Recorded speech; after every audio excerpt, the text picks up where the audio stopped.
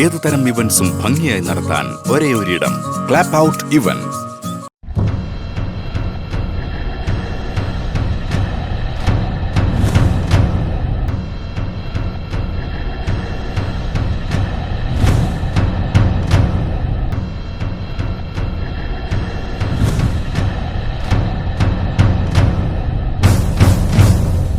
അല്ല മാഷേ, ഈ രഹസ്യമായി അന്വേഷിക്കുന്ന കാര്യങ്ങള് പരസ്യമാകുന്നുണ്ടെങ്കിൽ ഈ രഹസ്യാന്വേഷണ ഏജൻസി എന്തിനാണ്?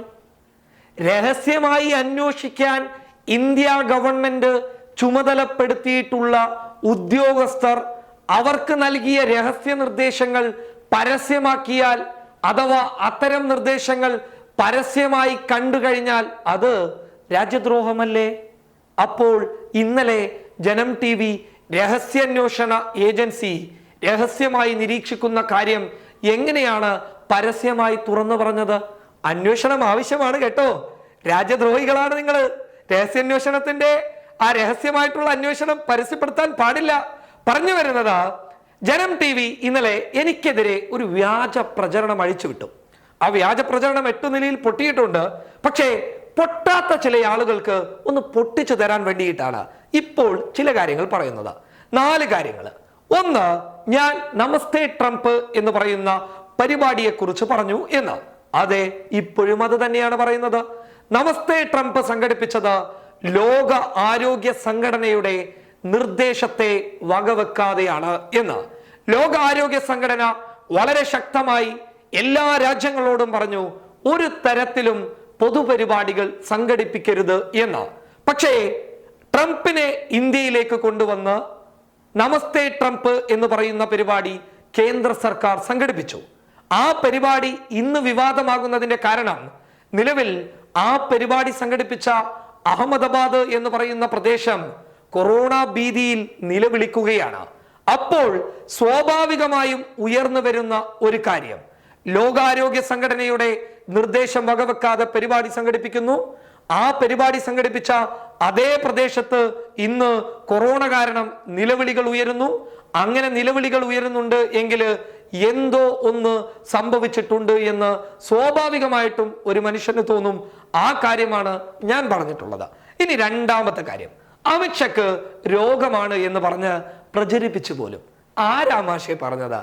അമിത്ഷാക്ക് രോഗമാണെന്നുള്ള ഊഹാപോഹങ്ങള് നവമാധ്യമങ്ങളിൽ പ്രചരിപ്പിക്കുന്നു എന്നാണ് ഞങ്ങൾ ആ വാർത്തയിൽ പറഞ്ഞത്. വാർത്ത കാണണോ? ദാ കണ്ടോളൂ. ആരോഗ്യനില ശരിയല്ല എന്നുള്ള റിപ്പോർട്ടുകൾ ലഭിക്കുന്നുണ്ടെങ്കിൽ പോലും അതൊരിക്കലും വസ്തുതാപരമായ റിപ്പോർട്ടുകൾ അല്ലാത്തത് കൊണ്ട് അത് ശരിയാണെന്ന് പറയാൻ ഞങ്ങളെ കൊണ്ട് സാധിക്കുകയുമില്ല. അപ്പോൾ കാര്യങ്ങളുടെ കിടപ്പ് മനസ്സിലായല്ലോ. അമിത്ഷാക്ക് രോഗമുണ്ട് എന്ന് ഞങ്ങൾ പറഞ്ഞിട്ടില്ല. മറിച്ച് അമിത്ഷായുടെ അവശതയിലുള്ള ഒരു ചിത്രം നവമാധ്യമങ്ങളിലൂടെ പ്രചരിക്കുന്നു എന്നാണ് ഞങ്ങൾ പറഞ്ഞത്. പക്ഷേ അപ്പോൾ അവിടെയും നിങ്ങളുടെ ആ വ്യാജ പ്രചരണം പൊട്ടി. ഇനി മൂന്നാമത്തെ പോയിന്റിലേക്ക് വന്നാലോ? Note the point. അതായത് മൂന്നാമത്തെ കാര്യം എന്ന് പറയുന്നത്, RSSനെ നിരോധിക്കുന്നു എന്ന് ഈ ചെക്കം വെറുതെ പറയാണ് എന്നാണ് നമ്മുടെ ജനം TVയിലെ അവതാരകയും റിപ്പോർട്ടറും ഒക്കെ പറയുന്നത്. എന്നാൽ RSSന് ഇന്ത്യയിൽ നിരോധനം ഉണ്ടാകില്ല എന്നുള്ളത് ജനിച്ചു വീണ കൊച്ചിന് പോലും അറിയും. കാരണം കൊച്ചിനറിയാം ഈ RSS ഈ അടുത്ത കാലത്തൊന്നും ഇന്ത്യയിൽ നിരോധിക്കുകയില്ല എന്ന്. കാരണം RSSകാർ തന്നെ ഭരിക്കുമ്പോൾ RSSന് നിരോധനമില്ല എന്നുള്ളത് റിപ്പോർട്ടർ സാറേ നിങ്ങൾക്കറിയാമെന്ന് ഞാൻ വിചാരിക്കുന്നു. പിന്നെ എന്താണ് കാതറേ നീ പറഞ്ഞത് എന്ന് ചോദിച്ചു കഴിഞ്ഞാൽ അത് അന്താരാഷ്ട്ര ലോകത്തിന്റെ കാര്യമാണ്. അമേരിക്കയിലെ റിലീജിയസ് ഫ്രീഡം കൗൺസിൽ വളരെ വ്യക്തമായ ഒരു റിപ്പോർട്ട് ഇന്ത്യയിലെ സംഘപരിവാർ ഭീകരതയെ കുറിച്ച് പറഞ്ഞിട്ടുണ്ട്. അതായത് മുസ്ലിം വിരോധത്തെ കുറിച്ച് പറഞ്ഞിട്ടുണ്ട്. ആ റിപ്പോർട്ട് കാണണോ? ദാ കണ്ടോളൂ. ഈ റിപ്പോർട്ട് തീർച്ചയായും അന്താരാഷ്ട്ര ലോകത്ത് വലിയ ചർച്ചയായിട്ടുണ്ട്. ഒപ്പം പൗരത്വ ഭേദഗതി നിയമത്തിനെതിരെ യൂറോപ്യൻ യൂണിയൻ പ്രമേയം അവതരിപ്പിക്കുന്നു എന്നുള്ളതാണ് ഞാൻ പറഞ്ഞത്.